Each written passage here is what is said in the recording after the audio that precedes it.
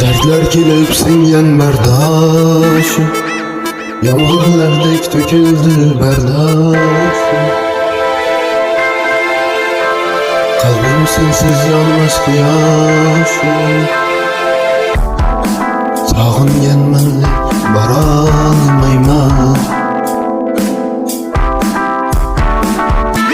Sağıngan menlik baralmayman.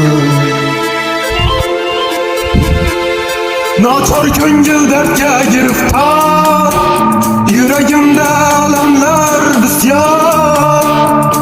Hiç üşalmaz arzuyum didar, hiç üşalmaz arzuyum didar.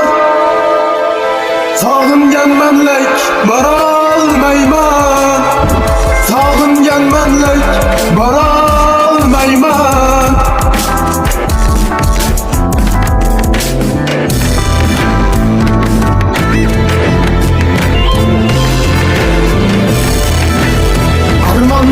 Katiller kelip, bizning düşman nobudlar qilib, seni mendan olislar qilib, sog'ingan menlik borolmayman, sog'ingan menlik borolmayman.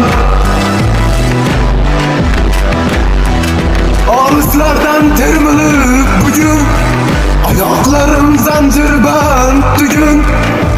Gündüz mayli hiç ayamas tun, sog'ingan menlik borolmayman, sog'ingan menlik borolmayman, sog'ingan menlik borolmayman, sog'ingan